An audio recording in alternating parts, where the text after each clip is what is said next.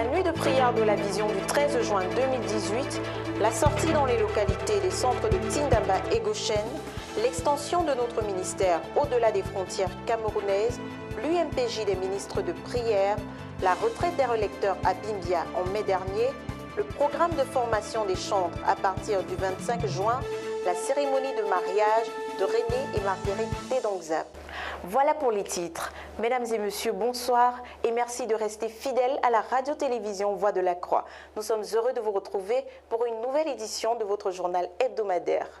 La nuit de prière de la vision du 13 juin a consisté en un rapport des effectifs relatif à l'accomplissement du but de la phase 2. Le reportage de Jacques Coutier. À la nuit de prière de la vision du 13 juin 2018, vers 2h30, le frère Théodore a interpellé les dirigeants des centres de l'église du quartier général pour avoir une séance de compte-rendu des effectifs à l'approche du 30 juin.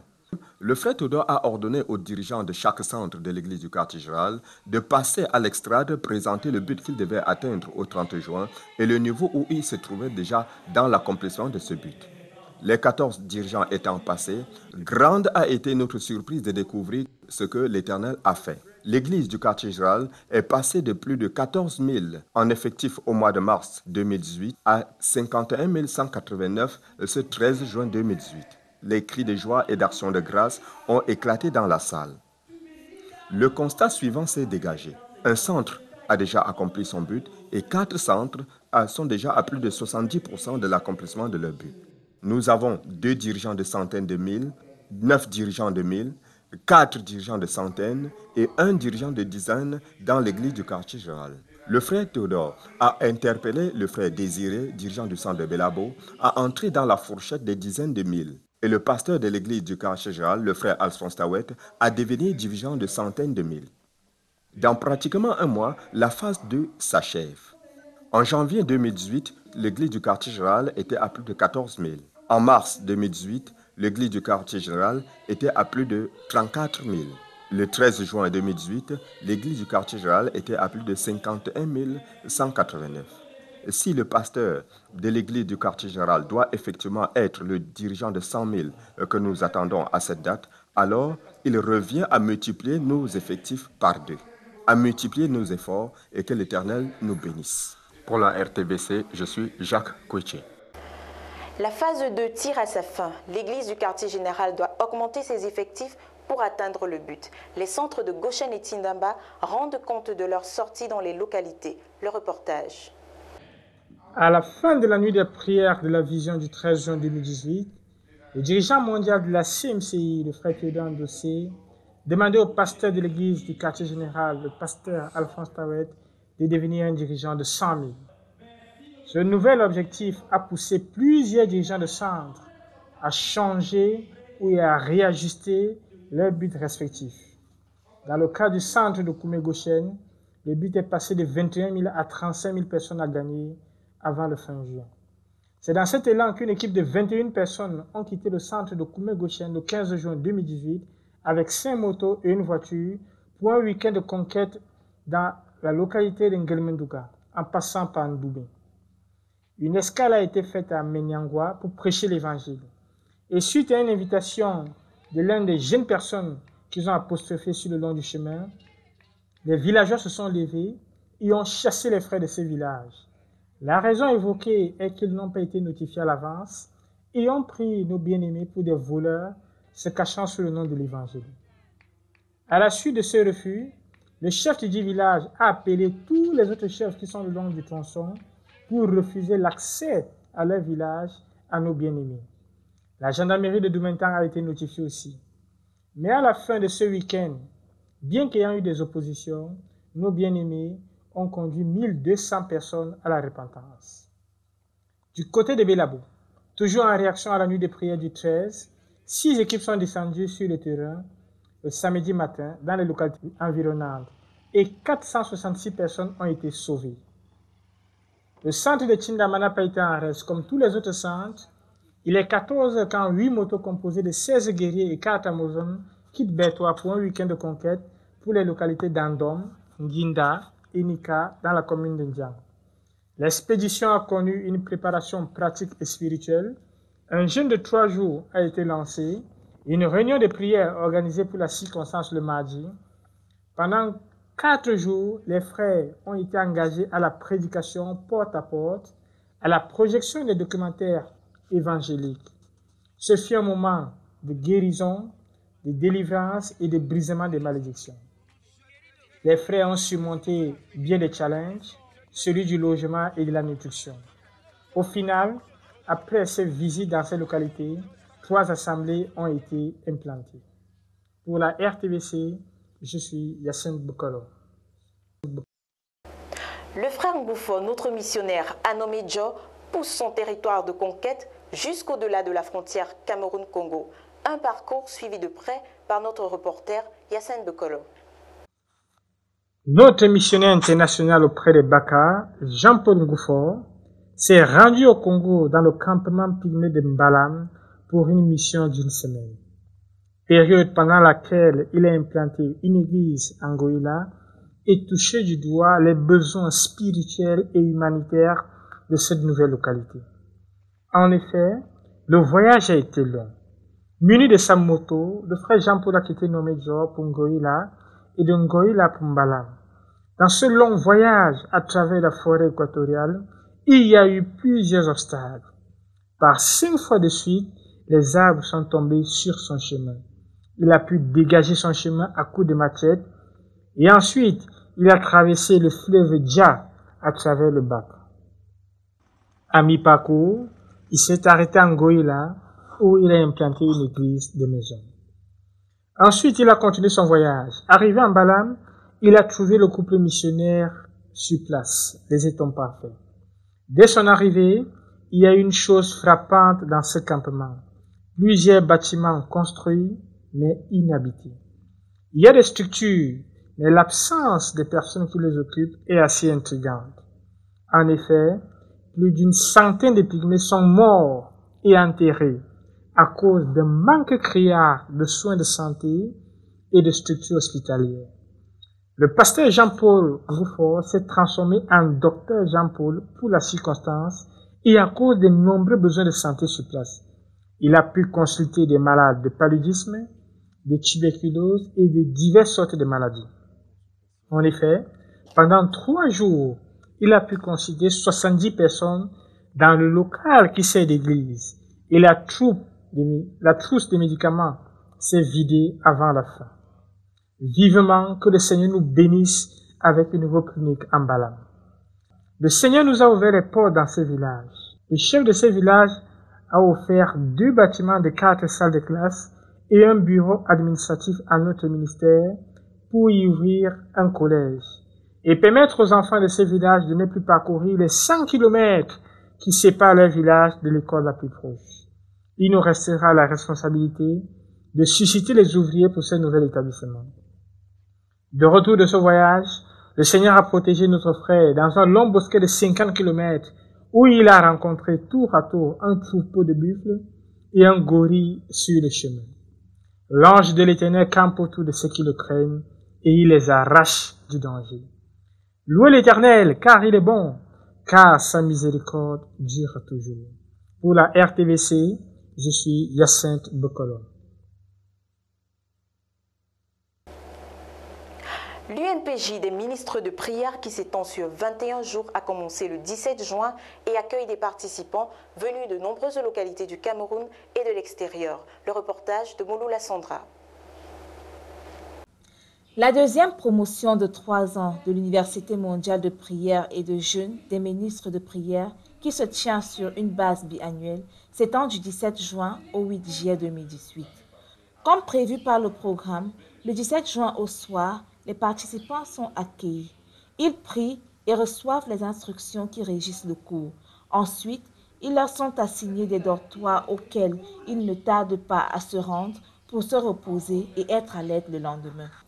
Il est 7 heures du matin le 18 juin et déjà, la vice-chancelière, la sœur Emilia Tendo, et son communiste, la sœur Henriette Barga, en ligne droite avec le programme, exhortent sur la foi en la parole et conduisent les étudiants à prier. À 9h30, il est temps de manger. Après le repas, les participants reprennent leur place dans le hall en attendant le ministère de la parole qui doit être rendu par le frère Théodore Andossé, leader mondial de la CMCI. Il souhaite la bienvenue aux participants, puis, à la grande surprise de plusieurs, les invite à se présenter en précisant leur nom, leur lieu de provenance et les motifs qui justifient leur désir de devenir des ministres de prière. Il en profite pour apporter des corrections édifiantes. Il dit, je cite, « Dans la vie chrétienne, ce que nous confessons est très critique. Nous ne devons pas seulement ne pas mentir, mais nous ne devons pas aussi nier ce que Dieu a fait et l'appel de Dieu dans notre vie. Sinon, cela nous affecte profondément. » Il explique aussi à partir de Jean chapitre 19 verset 3 que nous avons tous besoin de répondre à la question de savoir qui nous sommes. Cela nous aide à savoir qui nous ne sommes pas, ce qui nous préservera de nous éloigner de nos appels. Il poursuit son message et ressort de Jean chapitre 8 verset 29 que lorsqu'on demeure dans la volonté de Dieu, on garde la présence de Dieu. Parfois, Dieu éprouve notre attachement aux choses et notre séparation intérieure pour être à Dieu dans les vrais besoins pour lesquels Dieu n'a pas pourvu. Dieu pourvoit au bon moment pour nous permettre de faire sa volonté. Le Seigneur veut que nous soyons un peuple qui dépend totalement de Dieu. La session encore en cours compte jusqu'ici plus de 60 participants venant de la Côte d'Ivoire, la France, l'Ouganda, l'Afrique du Sud et certaines localités du Cameroun. Le cours se poursuit et s'achèvera le 8 juillet 2018. Pour la RTVC, je suis Mouloula Sangra. La deuxième retraite des relecteurs à Bimbia s'est tenue en mai dernier, rassemblant 27 participants qui ont travaillé dur sur la relecture de la série Firmly Sleeps. Le reportage. For the past years, many nations have felt the impact of our ministry through the books. Due to this wide audience, our leader thought it wise to improve on the presentation of our messages on the books. Therefore, our proofreaders team left headquarters for Bimbia on the 28th April 2018. This is the second proofreaders retreat held in Bimbia since the beginning of this year.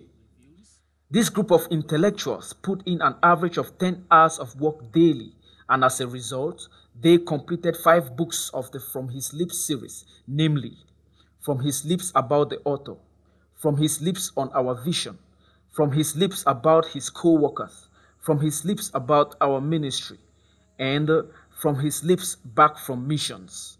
They also work on 25 other books, of which 20 have gone through the second stage of proofreading. The team was made of 25 brethren who are carrying the burden to see that our messages are well presented on the printed page. They were well fed with different varieties of delicious African dishes after hours of intense work. They also had moments of relaxation on the beach where they enjoy fresh breeze from the sea. Our brethren returned from this proofreaders retreat on the 10th of May 2018, filled with joy and assurance on the fact that we shall witness a significant change on the presentation of our messages on the printed page. Julius Mbate for RTVC Koumé. Un programme de formation spéciale des chantres et des musiciens se tiendra à Koumé au quartier général à partir du 25 juin 2018 avec la collaboration du frère Benjamin Mekon, notre missionnaire en Belgique. Le reportage de Julius Mbate. It's been 3 weeks today since Cyrus Tawet, pastor of praise and worship in headquarters, and a group of young brothers have been working on the site of the World Conquest Music Center. One of the huts that was built on the area generally known as Piscine is gradually being transformed into a small recording studio.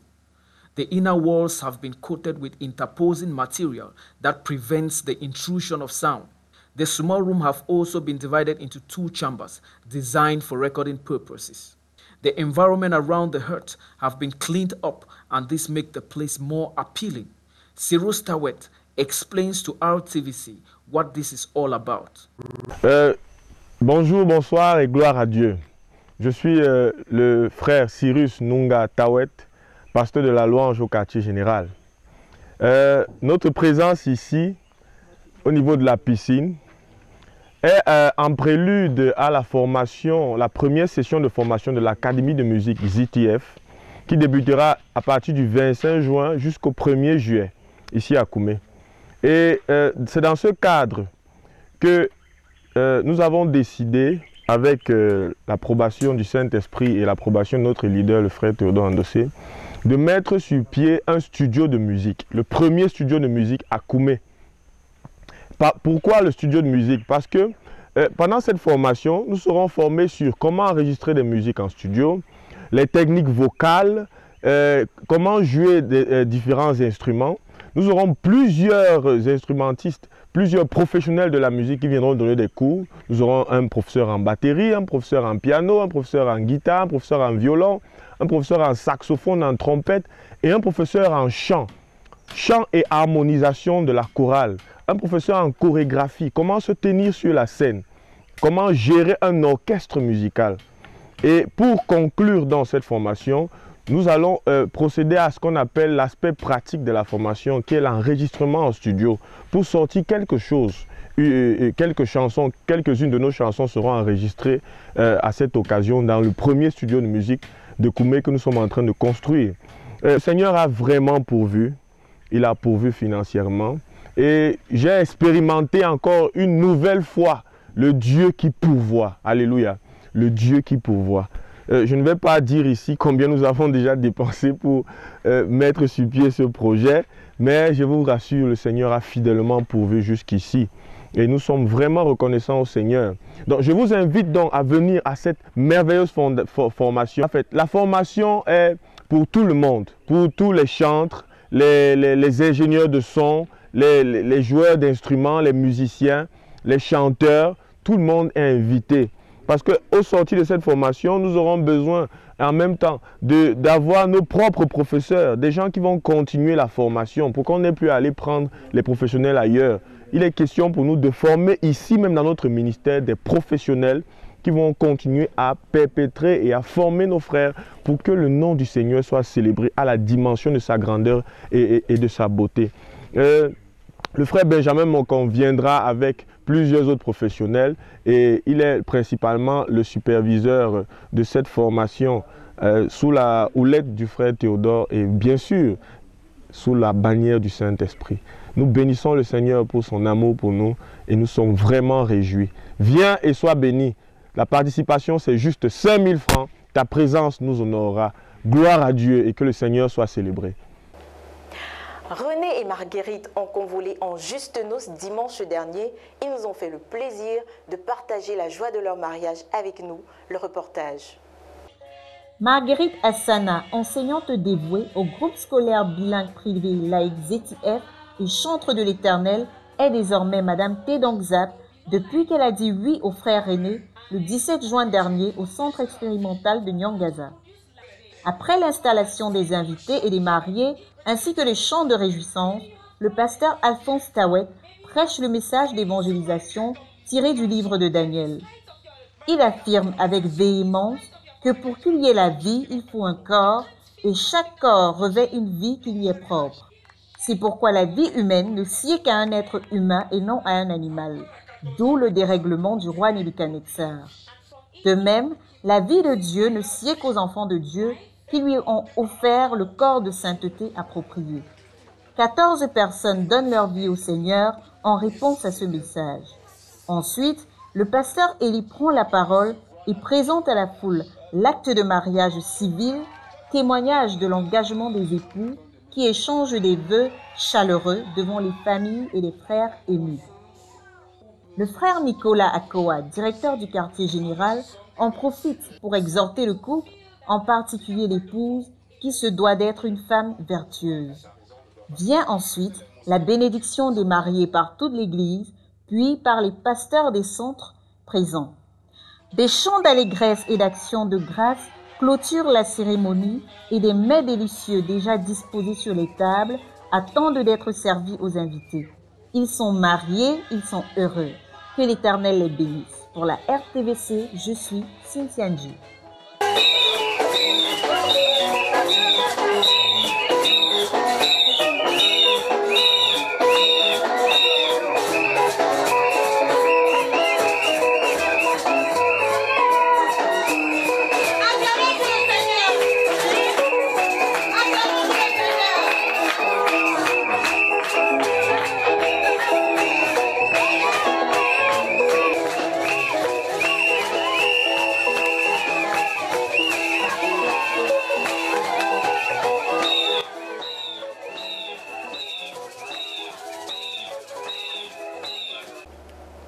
Mesdames et messieurs, nous sommes parvenus au terme de ce journal. Une fois de plus, les titres. La nuit de prière de la vision du 13 juin 2018, la sortie dans les localités des centres de Tindamba et Goshen, l'extension de notre ministère au-delà des frontières camerounaises, l'UMPJ des ministres de prière, la retraite des relecteurs à Bimbia en mai dernier, le programme de formation des chantres à partir du 25 juin, la cérémonie de mariage de René et Marguerite Tedongzap. Merci de nous avoir suivis. Rendez-vous à la semaine prochaine. Soyez bénis.